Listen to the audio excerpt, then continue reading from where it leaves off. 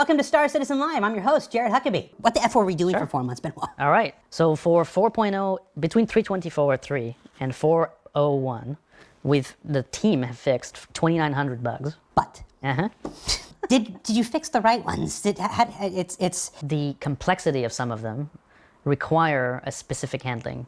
Like I've read some stuff over the break where we've hotfixed certain issues. Like there was a that came out for some duping and some people thought it was a beneficial change even though it was a bug, and we fixed it. And people are like, well, why did you fix it when you could fix something else, right? It's all about capacity to fix. In a typical setup, we have to take those resources from features, right? So that means that normally if we're on 50 different features, all these engineers are working on new content. We have to slow down on the features to get those resources to jump into what I call these Katamari issues. What does working on stability really mean? What stability is like things like bare bone things, like are you able to successfully connect to the game? Can you log in? Correct. Can you do successful interactions? Can you go to your ship and press F to join your cockpit and then not it take 35 seconds? Is it like this all the time? Or is it there only sometimes, right? So observability. Changing systems that typically are problematics into self-healing systems. Working on stability also means establishing budgets. So budgets for errors, budgets for performance, reducing error rates. It's a fog of war. One thing we've done this year to help that is that we have a much more robust hotfix process. Do the same thing for performance. And so performance is about, obviously, frame rate to begin with on the client and on the server. It's about loading times. Like I'm not just talking about the loading screen, I'm talking about loading in assets, streaming in an area, memory utilization. And then finally, resource utilization of your machine in general, but also network connections, bandwidth, connectivity, and stability of the connection in general. Let's put things into motion now. Yeah. It's 2025. Like Squadron 42 has its internal milestone and its cadence that it needs to respect this year, which is extremely aggressive in order to get a game completely complete by the end of the year and ready for 26 release. Is this plan going to work? I think so. So let's tackle these one by one. Yep. Login issues and being stuck in position 1. This one we're actually deeply investigating right now. Matchmaking, right? So when you click on that button, join the universe, you're talking to the matchmaking service. He will find one of the shard instances that's available. And we will always try to match you to either something that has shard affinity. Shard affinity? Well, it's either your player is already in that shard, okay, right? That's the ultimate affinity, or you've been in that shard before. So we try to have a level of shard affinity. Now, the problem with stuck position 1 is that we've matchmade you on a shard. And now the matchmaking service is basically telling the shard, this guy's coming. That's called a process called authorization. And for some reason, the authorization call sometimes will take multiple minutes to close out. And so we don't know what the cause is on this one yet. It's kind of a new identified condition. That's one that we need to hotfix absolutely on live in order to get that back in there. One of the things that we don't do that a lot of MMOs do is have that regular Tuesday downtime or something like that. And those are the times where those things are necessary for other games. Is this something we've considered? Yes, that's what we're trying to prepare for now, is to have an official maintenance window. That we're not thinking about systematically doing a downtime, but we're thinking about scheduling it, and then we'll let players know before that happens. Load times went way up Yeah. in 4.0, especially for Pyro. Pyro side, And yeah. frequently players would actually time out of their load. Now that's still being investigated, but the current hypothesis on this, currently when players load into Pyro and have a long load time, it seems to be related to the way the system was built, where there's an entity in the Pyro system that holds the spacescape for the system. Right now, we're peeking behind the curtains of how the levels are made, but there's a requirement for the CET connection, right, that requires that all the entities that the client needs to load need to have an authority assigned, right? Now, so this is directly a server mesh change. And so if an entity that you're loading doesn't have an authority yet, then the load time will have to wait for this entity to gain an authority. Now, how can this entity not have an authority? So our current hypothesis is that if the server that is hosting that Pyro Spacescape entity, which has a giant radius, so every client loading into Pyro needs that entity. If the server that hosts that entity is currently rebooting, then all players will have to wait for that server to do the full provisioning loop, boot up. That's our current lead. Chris Roberts just messaged and says, Benoit, are we having login issues again? What are shard locks? We never really call this shard lock. This is like a community term. Your character can only be into one. And so if you get match made into one of, let's say, US E1B 010, everybody's favorite shard, which it is true, that shard is cursed. So you go play there, your character will get unstowed. So Hybrid will unstow your character. moves it from the global database that allows you to go anywhere to that shard. Now you are shard locked, right? Because you're playing in that shard right now. What's supposed to happen is that if you quit the client or you get disconnected or the client crashes, when you come back, you're going to match made on this shard again, right? If that shard is no longer available, then that's going to give you a nice little 60K error. What that means is that behind the scenes, there's a process that's taking if the shard is crashed, there's a process that's currently processing that shard and will stow back your character. So it's time. Time will fix it, right, in this case. During the 4.0 preview, some players got into a state where the character could not get stowed back. That was a backend a bug that prevented that from happening. And so their character was kind of seemingly corrupted. And so we had to go in and fix a lot of those. That caused a permanent 60,030, I think is the one, where basically some players were stuck in that mode for a long time. And so we had to actually do manual actions to solve that. Let's talk about elevators and trams. Broken or missing elevators in various locations, preventing access to hangars in other areas, or simply trapping players inside, trams that either let you fall through the floor or yeet you into lower orbit. What the fuck?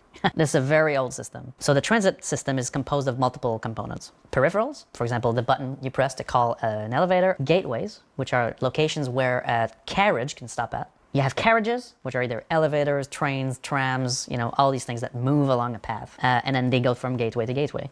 And they respond to orders that are submitted from peripherals. Any other game that doesn't have full-on level streaming, all of these things are always loaded. It's all loaded, so it's always available. It knows where the carriages are, it knows what's happening, everything is there. In our environment, because of our SOCS technology that allows us to have more performance on the servers because we unload the rest of the zone. That means we unload those carriages. So think about your Lorville train that you see stop at you and then leave. On the server, if nobody's on the track, it doesn't have a carriage there. And so the current iteration of the system actually destroys that carriage and will recreate carriages when it needs it. There's been a ton of issues with this. So that's the first part. The second part is that the way the system was built initially, it would fulfill these orders to those. The system is going to tell the lift to move. The lift moves on its own. We want those to be physicalized, so they're actually following certain paths. The system just needs a whole lot of changes on its communication layer to be reliable, and it needs a fundamental change in how it fulfills these orders instead of just sending a message to a carriage and hoping for the best. The transit manager needs to be actually always tending towards the state that it should be in so that it can self-heal. Whether creating the carriage failed or streaming out and losing a piece of it, the system needs to change to be able to properly do that. So that's what the new system that we're writing is going to do. It's going to solve these communication issues with streaming, and it will make the system self-heal. But we also need to do fixes to the current system immediately. Somebody asked, do the elevators in Squadron 42 work? Failing to spawn ships correctly. Platforms getting stuck. Ships being destroyed while they're stored. On the ships being destroyed when stowed, that was 100% me. Claiming it would actually destroy it too. So technically, it's destroyed. Right, but we resolved that one. Yeah, that one's resolved. Okay, so let's get back. So let's talk about failing to spawn ships correctly, platforms getting stuck. Right. So let's talk about hangars first. First of all, the hangars are instances. So they're instance on your shard. You have access to your hangar based on, your ownership of it. But all the hangars on a given ATC gateway are all stacked on top of each other. So that's why there's been bugs in the past during the PTU cycles for 4.0 where you can hear somebody else's hangar. That bug took a while to fix because it required technology change. What that means is that when you're in the station and you want to go to your hangar, you have two options. One of them is use the lift. Now we just talked about the lift, right? When you call the lift, it will actually unstow your hangar, create your hangar, and then give you permission to go there, right? Right the moment you hit that button. So there's a lot of things that need to happen in right successions. Then you enter your hangar.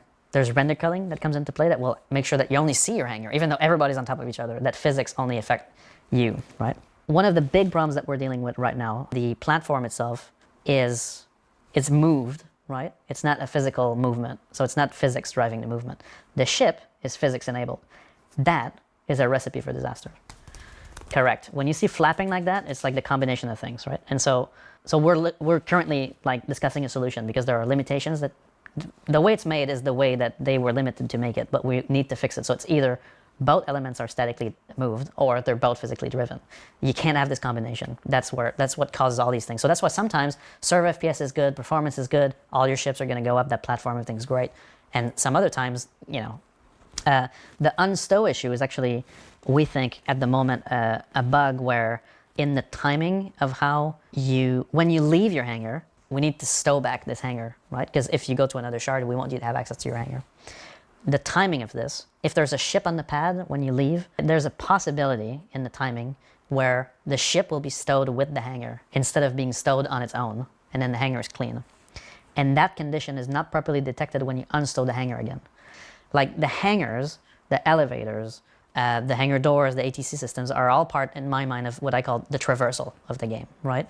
And bugs that affect the traversal of the game, that prevent you from going to your ship and leaving, or entering in and refueling, they are of the utmost priority, right? They have to be solved, because if that doesn't work, then the game doesn't work. They're critical. Hangar lifts that just clip the little tiny corner of my spaceship and make it go explode. I was going to touch a bit on ship cleanup, and not necessarily ship cleanup, but density cleanup in general. The physics events are a godsend for the server performance, because we evict all these debris that are causing intersections, slowing down physics. And so that's one of the reasons why we've been able to get performance of the servers up in general. Now, one of those components is actually responsible for a pink glow that shows up on a ship that will just pop it, right? And so that's part of how we try to resolve the physics intersection for ships, right? And the way it works right now is that it has a smoothed number of frames, where if the physics engine is like heavy intersection, at some point it will go like, okay, like something needs to happen. The way we handle that event is still a bit too aggressive right now. In some cases, it triggers a heavy intersection and will pop out the ship. But we don't want this to happen to attended vehicles ever.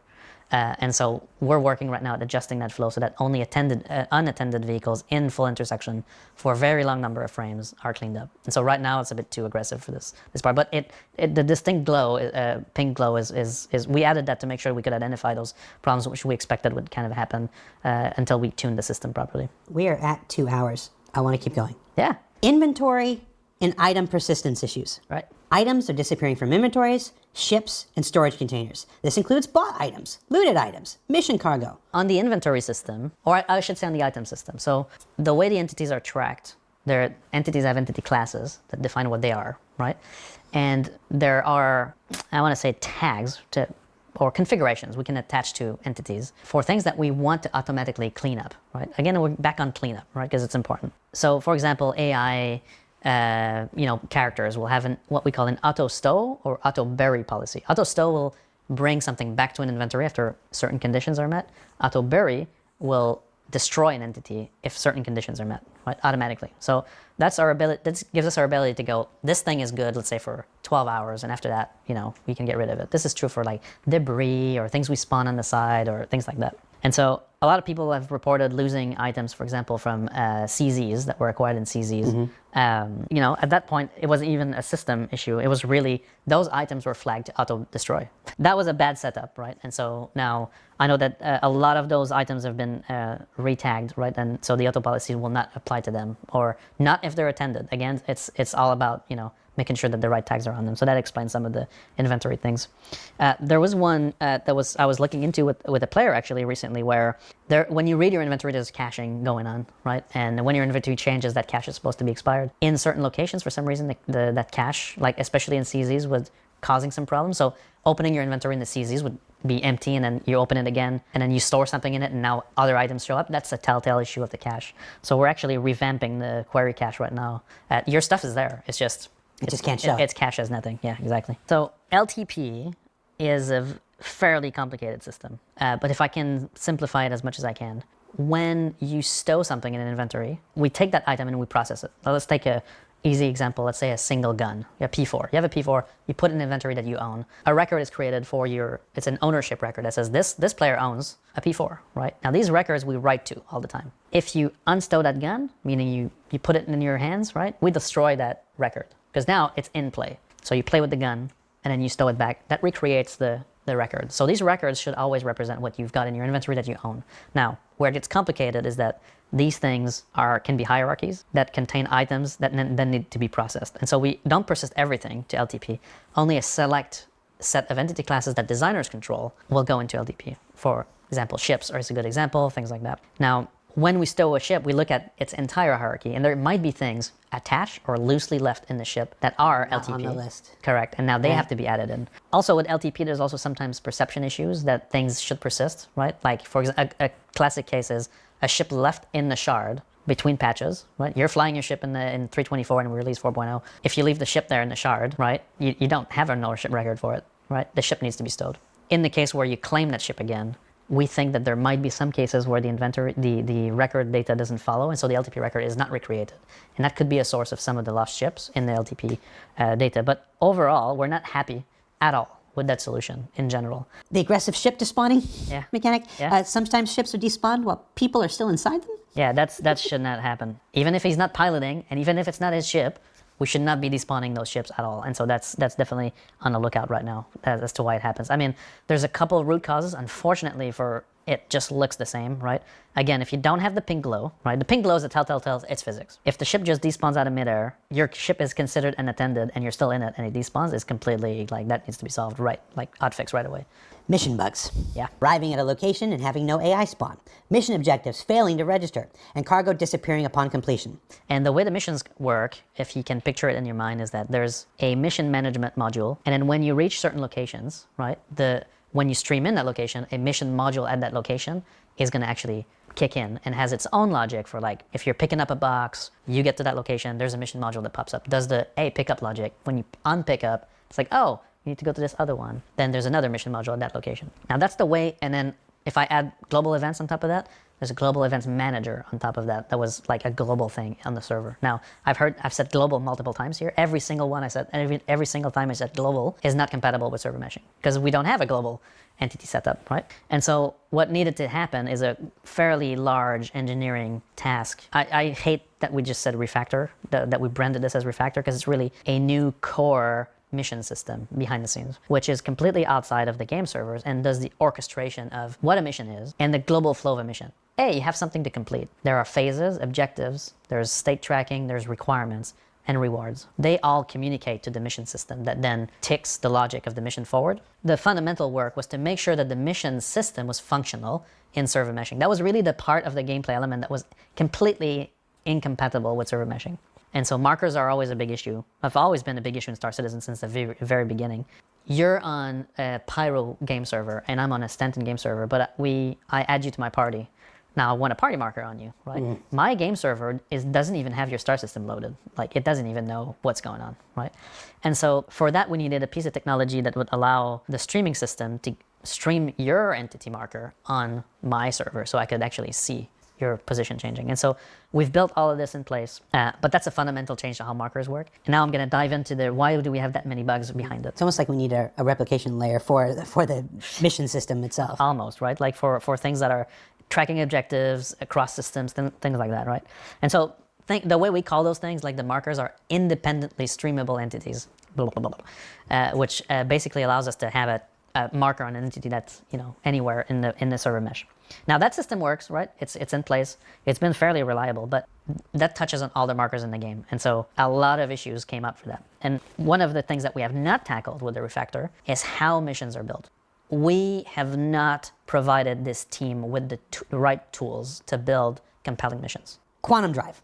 Quantum has been, since the very beginning, we put the first meshing test in place. That was the first thing, right? It's like, quantum stops when I cross a server boundary. The same symptom has been, again, triggered by multiple, issues. You find 5 causes, the 6th one shows up. Correct, exactly. And the latest ones are related to the resource container that, I don't want to dive too deep on this, but like entities have classes that define what they are, and they have components on them that define their functionality. So like the quantum drive is made up of multiple components, and these components need to deal with the change of authority when we cross a server boundary. And so there's a lot of entities intertwined for quantum drive to function. Fuel, resource container, and quantum drive. And we've been fixing issues with this transition on these entities nonstop since the beginning, because there would be a fix, then it would work for 2 patches, then a change to how we deal with chum points would come in, and then re-break it, right? And so to solve that, we need a lot more focus on validating the issues. It's like, we fixed this. Okay, let me try transition 1, 2, 3, 4. Like more, I don't want to say more QA, but more QA. We need a lot more QA to validate the fixes. Prisons. I'm tired. What's going on? Prisons is, and I've learned about this in inquiring a bit about the mission, the prison bug, right, is actually a mission. And it's a very old mission. So it's a mission module that runs the prison logic. There's a bug that lasted through preview and at the beginning of 4.0, I think, or it was fixed just before that, where if you were a criminal and you got caught and you ended up in Clutcher, You got what you deserved. well, I don't know. But you could try to prison escape, which didn't work. because the mission logic that drives the prison escape is tied to this. And so the codes weren't outputting correctly. The logic was basically made for the old mission system. It was not ported. That's part of the refactor. It basically depended on when you get to that location to give you a new mission instance for your prison experience, which the new system requires that these modules are persistent and stay there, which accumulate the logic change. And so the logic becomes desynchronized with the state of the mission.